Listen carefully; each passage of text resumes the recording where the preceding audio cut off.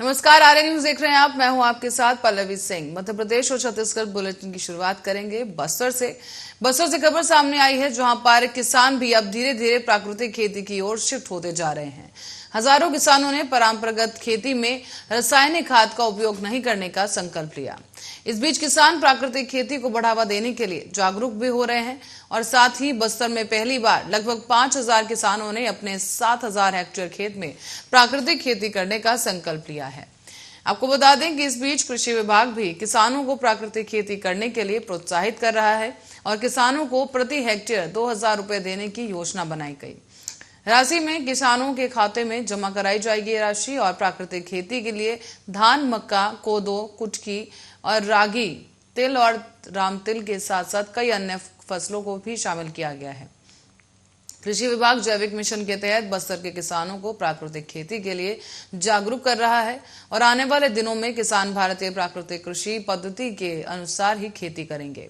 बस्तर के किसानों को रासायनिक खेती से छुटकारा दिलाने के लिए कृषि विभाग ने हर संभव मदद करने का भी आश्वासन दिया।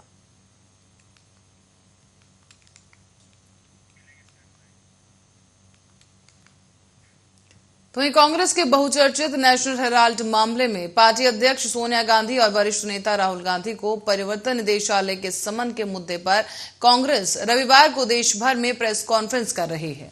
यहां पर राज्यसभा सांसद और पूर्व मुख्यमंत्री दिग्विजय सिंह ने राजधानी भोपाल में प्रेस कॉन्फ्रेंस कर नेशनल हेराल्ड मामले को लेकर सरकार पर हमला बोला। उन्होंने कहा कि कल कांग्रेस के पूर्व अध्यक्ष राहुल गांधी को पूछताछ के लिए ईडी ने बुलाया है, जहां सभी राज्यसभा सांसद और पार्टी से जुड़े वरिष्ठ नेता मौजूद रहेंगे और राहुल गांधी के साथ कांग्रेस दफ्तर 24 अकबर रोड से ईडी मुख्यालय तक मार्च करेगा। दिग्विजय सिंह ने यह भी कहा कि नेहरू और गांधी परिवार ने कभी भी कोई लोन नहीं लिया, उसके बावजूद भी उन्हें बदनाम करने का षड्यंत्र रचा जा रहा है और इसकी हम निंदा करते हैं। दिग्विजय सिंह ने आगे ये भी कहा कि पूरे देश में इस समय डराने धमकाने का माहौल चल रहा है, बुलडोजर वाली संस्कृति चल रही है, जिसका देश कानून और संविधान में कहीं जिक्र नहीं है, फिर भी मनमाने ढंग से लोगों के घर और मकान तोड़े जा रहे हैं। उन्होंने ये भी कहा इस बीच कि संविधान इन लोगों के लिए कोई मतलब नहीं रखता है। ये पद की शपथ देते हैं, निष्पक्षता के साथ काम करने का वादा करते हैं और देश में पूरे भारतीय जनता पार्टी पक्षपात कर रही है।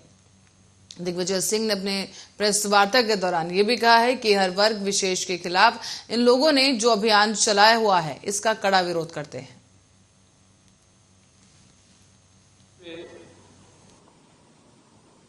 प्रतिशोध की भावना से प्रेरित होकर राजनीतिक प्रतिद्वंदियों के खिलाफ झूठे प्रश्न बनाए जा रहे हैं और मनगढ़ंत आरोप लगाए जा रहे हैं। इसका ज्वलंत उदाहरण है श्रीमती सोनिया गांधी और श्री राहुल गांधी को इन्फोर्समेंट डायरेक्टरेट द्वारा prevention of money laundering act में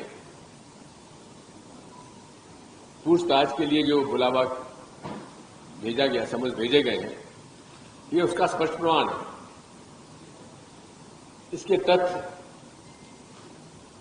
हमने आपके सामने अपने वक्तव्य रखे हैं। मनी लॉन्ड्रिंग का मतलब क्या होता है? मनी लॉन्ड्रिंग का मतलब है अनअकाउंटेड मनी को उसको। और इसी बीच बढ़ेंगे अगली खबर की ओर। भोपाल से खबर सामने आ रही है, जहां पर अस्थायी पद पर पदस्थ गुरुजी लीलाबाई बशंकर का आज राजनीतिक दबाव के चलते अधिकारियों ने इस्तीफा स्वीकार नहीं किया है।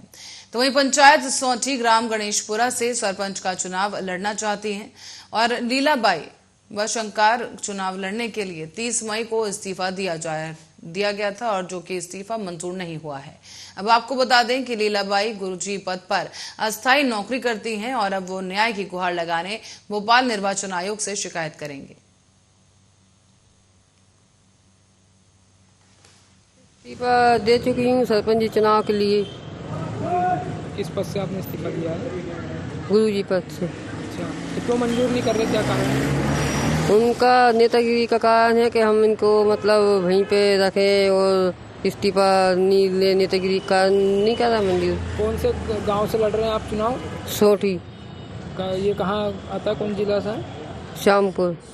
सीहोर जिला से? हाँ, सीहोर जिले से। अच्छा, श्यामपुर तहसील से। हाँ। तो क्या आपने अधिकारियों से भेंट की, बातचीत की, तो क्या बोले?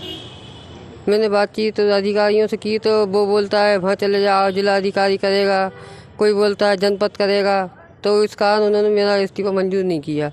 और मैं तो दे चुकी, मंजूर हो या ना हो। और इसी बीच मुख्यमंत्री शिवराज सिंह चौहान ने शिवाजी नगर में सीमा के निवास जाकर भेंट की और स्वास्थ्य का हालचाल पूछा। यहाँ आपको बता दें कि दरअसल एक घटना सामने आई थी जहां पर सीमा पर कुछ बदमाशों द्वारा ब्लेड से हमला कर एक महिला को गंभीर रूप से घायल कर दिया गया। इसका पता लगने के बाद मुख्यमंत्री ने घायल महिला को 1 लाख रुपए की राशि प्रदान की। साथ ही मुख्यमंत्री शिवराज सिंह चौहान ने कहा है कि सीमा का साहस सराहनीय है।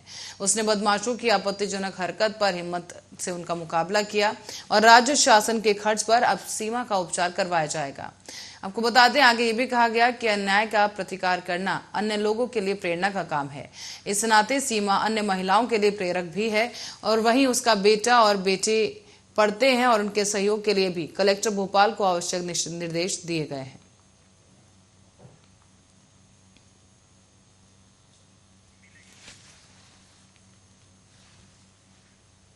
और शहर के एबी रोड पर स्थित मुथूट फाइनेंस बैंक में डकैती करने के लिए साजिश रच रहे 5 बदमाश कोतवाली पुलिस के हत्थे चढ़ गए। इनके पास से हथियार समेत चोरी की 11 बाइकें जब्त की गई हैं और आरोपी 2 बाइक से वारदात करने के लिए पहुंचे थे। बाद में पूछताछ में 9 और बाइकें सामने आई और उनके पास से मिली हैं। पुलिस द्वारा विभिन्न धाराओं में केस दर्ज कर आरोपियों से पूछताछ की जा रही है। आपको ये भी बता दें कि 4 आरोपियों के खिलाफ पहले से ही कई मामले दर्ज हैं और रविवार की दोपहर को ही कोतवाली थाने में प्रेस वार्ता में सीएसपी विवेक सिंह ने बताया है कि बदमाशों को बैंक के पास खाली पड़े प्लॉट से पकड़ा गया है। तो वहीं पर बबला उर्फ इरफान पर करीब 10 से अधिक मामले दर्ज हैं। कोतवाली टीआई महेंद्र सिंह परमार ने भी बताया कि आरोपियों से चोरी की जो 11 बाइकें जब्त की गई हैं, उनमें से अधिकांश देवास जिले की हैं। इनके मालिकों का पता लगाया जा रहा है और आरोपियों से बाइक चोरी की और वारदात का खुलासा होने की उम्मीद है। आरोपियों के पास से बाइक चोरी करके सस्ते दामों में बेचकर नशा और अन्य शौक पूरे किए जाने की बात सामने आई। मैं फोर्स के रोहान के मौके पर जाकर दबीज देने पर 5 लोगों को गिरफ्तार करके वहाँ शराब पीते हुए और डकैती की योजना बनाते हुए पकड़ा है। इन 5 लोगों के नाम देवकरण, पंकज, अनस, पिता साबिर, बबलू, इरफान को बबला खान। एक दिन तत्काल मैं फोर्स के रोहान के मौके पर जाकर दबीज देने पर 5 लोगों को गिरफ्तार करके वहाँ शराब। ग्वालियर में स्पा सेंटर और फैमिली सैलून के नाम पर देह व्यापार का कारोबार किया जा रहा था। आपको बता दें कि ग्वालियर पुलिस ने सिटी सेंटर स्थित कुबेर प्लाजा पर छापेमार कार्रवाई करते हुए मौके से 3 युवकों को गिरफ्तार किया है।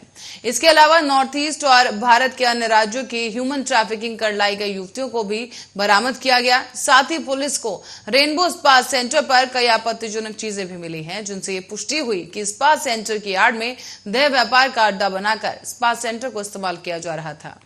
तो वहीं मौके पर अंधेरे कमरों में ग्राहकों को मोटी रकम लेकर देह व्यापार कराया जा रहा था और मौके पर मौजूद एडिशनल एसपी मृगाखी टेका ने ह्यूमन ट्रैफिकिंग जैसी आशंका से इनकार नहीं किया और इसी बीच इस मामले में भी इन्वेस्टिगेशन जारी है। हालांकि स्पा सेंटर का मालिक सभी आरोपों को खारिज करते हुए नजर आया। हालांकि अधिकतर समय कैमरे के सामने से वो मुंह छुपाता हुआ नजर आया है।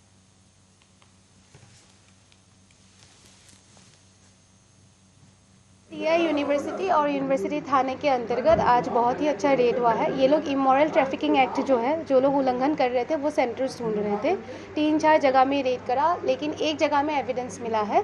उसमें एविडेंस ये मिला है कि आपत्तिजनक स्थिति में पाए गए थे और आपत्तिजनक मटेरियल्स भी पाए गए थे, अंडर चैम्बर्स भी है। तो इसमें फुल एविडेंस है कि ये ट्रैफिकिंग एक्ट का उल्लंघन हो रहा था। कब से चल रहा है? अब तो उनको थाना जाके पूछताछ करनी पड़ेगी, कितने लोग हैं? 8 लड़कियां मिली है और 3 लड़के मिले थे। वो तीनों ही लड़के आपत्तिजनक स्थिति में मिले गए थे। किसका है ये पार्लर? ये पार्लर नाम ऋषि है ना, पहला नाम। हाँ, और उसने ये कहा कि फैमिली पार्लर के नाम से रजिस्टर्ड था, वो स्वीकार नहीं करा। और इस बीच मध्य प्रदेश के 16 नगरीय निकायों के चुनाव के लिए कांग्रेस ने सबसे पहले महापौर पद के उम्मीदवारों की घोषणा कर दी है। और महापौर पद के लिए कांग्रेस पार्टी द्वारा 15 नगर निकायों के महापौर पद के उम्मीदवारों की लिस्ट जारी कर दी गई। जबलपुर से कांग्रेस पार्टी ने जगत बहादुर सिंह अन्नू को महापौर पद के लिए उम्मीदवार बनाया। जगत बहादुर अन्नू के नाम की घोषणा के बाद से ही कांग्रेस कार्यकर्ताओं में खुशी का माहौल बन गया है और जगत बहादुर अन्नू को बधाइयां देने वालों का तांता लग गया। आपको बताते चलें कि अनु सिंह ने मीडिया से बातचीत भी की और कहा कि जबलपुर शहर को भोपाल इंदौर शहर से भी आगे लेकर जाएंगे।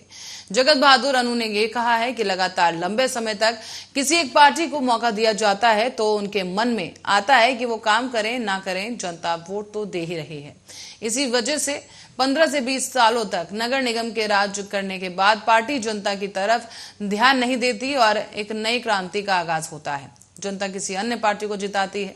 जगत बहादुर अन्नू ने आगे ये भी कह दिया कि जबलपुर की जनता साफ सफाई, बिजली बिल और अन्य बातों को लेकर परेशान है और जनता के बीच जाकर हम काम कर रहे हैं और 5 सालों में हम जबलपुर को नंबर 1 बनाएंगे। सबसे पहले तो महानर्मदा जी के चरणों में नमन करता हूं कि मुझे ये अवसर प्राप्त हुआ। मैं कांग्रेस पार्टी के सभी हमारे वरिष्ठ नेताओं को, हमारे शहर के वरिष्ठ नेताओं को, हमारे एक एक कार्यकर्ता को, जिनने मेरे ऊपर ये विश्वास जताया और मुझे ये सौभाग्य प्राप्त हुआ, मैं उन सभी को बहुत बहुत साधुवाद करता हूँ। सिर्फ उद्देश्य यही है कि महापौर का चुनाव अगर जीत होती है तो शहर को, जो शहर काफ़ी हमारा पीछे चला गया है, उसको आगे ले जाना है, इंदौर भोपाल की तर्ज पे और उससे बेहतर स्थिति में। और कोई बड़ा काम नहीं है, आसान काम है, बहुत तकलीफ़ का काम नहीं है कि हमें अगर भोपाल इंदौर बनाना है तो उसको बनाने के लिए पर्याप्त पैसा जबलपुर शहर नगर निगम में आता है। हर नगर निगम में एक बराबर पैसा आता है, सिर्फ आप इस्तेमाल कैसा करते हो वो निर्भर करता है। जो भी सरकार हो, हर सरकार से जो पैसा आता है, चाहे वो मध्य प्रदेश की सरकार हो, चाहे देश की सरकार हो, अगर स्मार्ट सिटी का पैसा आएगा तो सबके पास आएगा, अगर चुंगी का पैसा आता है तो सबके पास आता है, जो टैक्सेस आते हैं वो सबके अपने आते हैं, तो वो सब, उसमें कोई अंतर नहीं होता। अंतर सिर्फ इस बात का है कि आपकी सोच क्या है और आप करना क्या चाहते हो, आपके भाव क्या है और आपको शहर से प्रेम कितना है। अगर ये बातें हैं तो मुझे ऐसा लगता है कि 5 वर्ष पर्याप्त है एक शहर को महानगर बनाने के लिए। देखिए, पहले सब और खबर बस्तर से है, जहां कोरोना का खतरा अभी चला नहीं है और एक बार फिर से मंकी पॉक्स नाम का एक नया वायरस सामने आ गया है जिसने चिंता बढ़ा दी है। बता दें कि मंकी पॉक्स को लेकर स्वास्थ्य विभाग ने चिंता बढ़ाई है और इस बीमारी को लेकर बस्तर जिले के सभी स्वास्थ्य केंद्रों और अस्पतालों में अलर्ट जारी किया गया।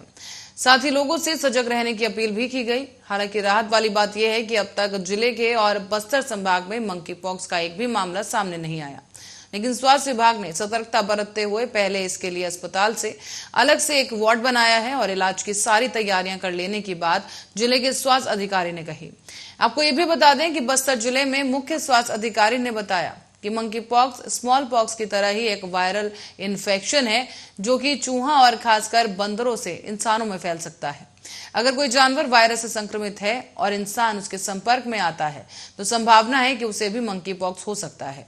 साथ ही ये भी कहा गया कि मंकी पॉक्स देखने में चेचक का बड़ा रूप लगता है और इसमें भी लगभग वही लक्षण होते हैं। अधिकारियों ने यह भी जानकारी दी कि मंकी पॉक्स शुरुआती लक्षण में पूरे शरीर पर गहरे लाल रंग के दाने, निमोनिया, तेज सिर दर्द और मांसपेशियों में दर्द या ज्यादा थकान लगना, तेज बुखार आना, ठंड लगना या शरीर में सूजन जैसे तमाम लक्षण दिखाई दे सकते हैं।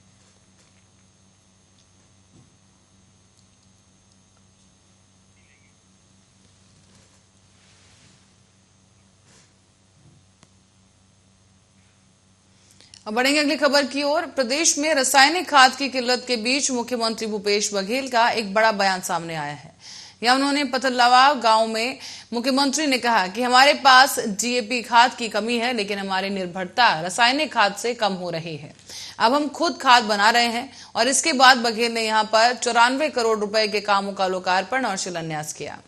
मुख्यमंत्री ने बताया है कि गोधन न्याय योजना के तहत खरीदे गए गोबर से स्वयं सहायता समूह गौठानों में ही कंपोस्ट बना रहे हैं। इसका उपयोग खेतों में हो रहा है। और एक सवाल पर मुख्यमंत्री ने यह भी कहा कि राजीव गांधी किसान न्याय योजना के तहत मिलने वाले इनपुट सब्सिडी आगे भी जारी रहेंगे। इसी की वजह से केंद्र सरकार अब फसलों का न्यूनतम समर्थन मूल्य जितना बढ़ाएगी, छत्तीसगढ़ के किसानों को उतना ही अधिक लाभ होगा। जशपुर जिले में खराब सड़कों की बाबत पूछे जाने पर मुख्यमंत्री ने कहा कि जशपुर की सड़कों की दिक्कत है और इसे मैं मानता हूं। यहां ठेकेदार के कारण परेशानी हुई और अब मुख्यमंत्री ने बताया कि खरसिया से पथलगांव तक करीब 91 किलोमीटर लंबी सड़क को स्वीकृत किया गया है और इस पर 147 करोड़ रुपए की लागत आनी है। उन्होंने ये भी कहा कि सिंचाई में हो रही समस्या को दूर करने और सिंचाई व्यवस्था को अधिक सुलभ बनाने के लिए एक एनीकट निर्माण की घोषणा की है। साथ ही मुख्यमंत्री ने जानकारी भी दी कि पथलगांव में गाड़ियों के फिटनेस के लिए कैंप खुलेगा ताकि इस काम के लिए ट्रांसपोर्टरों को बार बार जशपुर न जाना पड़े।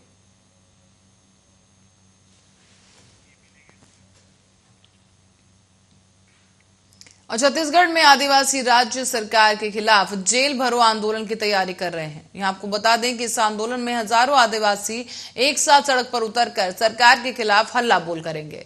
दरअसल आदिवासियों पर लगातार अत्याचार से समाज में नाराजगी है। आरोप है कि सरकार कार्रवाई करने के बजाय मामलों को टालने की कोशिश कर रही है। सरकार की लापरवाही के खिलाफ अब आदिवासियों ने आंदोलन का मूड बना लिया है। 17 जून को सर्व आदिवासी समाज के बैनर तले प्रदेश व्यापी जेल भरो आंदोलन होगा और आंदोलन में सरगुजा, बालोद और बस्तर के हजारों आदिवासी शामिल होंगे। आदिवासी समाज ने आंदोलन की तैयारी भी पूरी कर ली है और यह दावा किया गया है कि समाज के प्रमुखों का कहना है कि बीजापुर और सुकमा जिले की सीमा पर सिलगैर में साल 2021 में 21 मई को पुलिस के जवानों ने निर्दोष ग्रामीणों पर गोली चलाई। पुलिस की गोली से 3 लोगों की मौत हो गई, जबकि भगदड़ में एक महिला ने दम तोड़ दिया। मारे गए इन ग्रामीणों को पुलिस ने जवानों ने नक्सली बताया था और जांच के बाद ये सभी निर्दोष ग्रामीण निकले।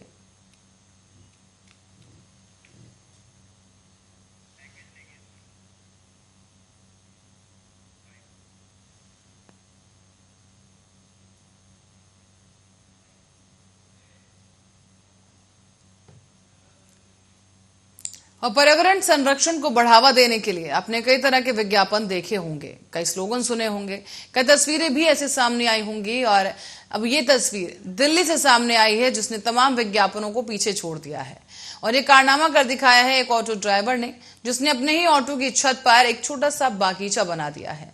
आप भी देखिए इस रिपोर्ट में।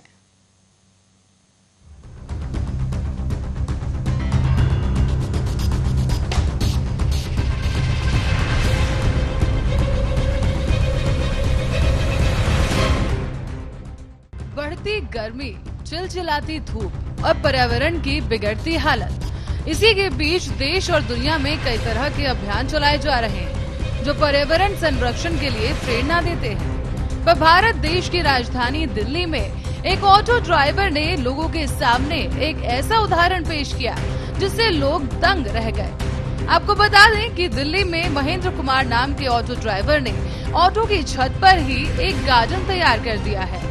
ये गार्डन अब चर्चा का विषय बन चुका है। आपको बता दें कि ये कोई ऐसा वैसा गार्डन नहीं है, बल्कि एक खास गार्डन है जिस पर कई तरह के पेड़ पौधे लगाए हुए हैं। चिलचिलाती धूप में सवारियों को राहत देने के लिए इस ऑटो को दिल्ली में लोग मूविंग गार्डन भी कहते हैं। अब आप सोच रहे होंगे कि आखिर इस ऑटो ड्राइवर को ऐसा करने की क्या जरूरत पड़ गई।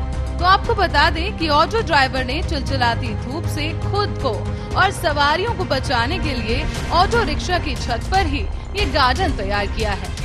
दिल्ली जैसे महानगरों में इंफ्रास्ट्रक्चर डेवलपमेंट के नाम पर होने की वजह से टेम्परेचर 40 डिग्री से लगातार ऊपर चला जा रहा है। दोपहर में सफर करने वाले लोगों को इस वजह से काफी मुश्किलें आती हैं। तो वहीं ऑटो और रिक्शा में सफर करने वाले लोगों को लू के थपेड़े भी झेलने पड़ते हैं। दिल्ली की सड़कों पर दौड़ने वाला ये ऑटो रिक्शा लोगों को अपनी तरफ आकर्षित भी कर रहा है और राहत भी दे रहा है। अब आपको बताते हैं कि महेंद्र कुमार ने ये छोटा सा गार्डन आखिर तैयार कैसे किया। महेंद्र ने अपने ऑटो की छत पर पहले प्लास्टिक की एक चटाई लगाई, उसके बाद जूट वाले कट्टे बिछा दिए, उस पर मिट्टी डालकर पौधे लगाए गए और ऑटो की छत पर बने इस गार्डन का उद्देश्य ऑटो के अंदर की हवा को ठंडा रखना है। साथ ही आपको ये भी बता दें कि महेंद्र कुमार दिल्ली के तिमारपुर के गोपालपुर गांव के रहने वाले हैं और महेंद्र के मूविंग ऑटो गार्डन में 25 तरह के फूल और सब्जियां रखे हैं। यहाँ तक कि महेंद्र कुमार ने अपने इस मूविंग गार्डन वाले ऑटो के अंदर एक पंखा भी लगाया है और ऑटो की छत पर फूल और सब्जियां उगते रहते हैं। इस बीच महेंद्र कुमार ने बताया कि उनके ऑटो में बैठने के लिए सवारी कभी कभी उन्हें अधिक किराया भी चुका देती है और हो भी क्यों ना, ऐसी अनोखी सवारी आखिर कौन नहीं करना चाहेगा भला। Special report Arya news.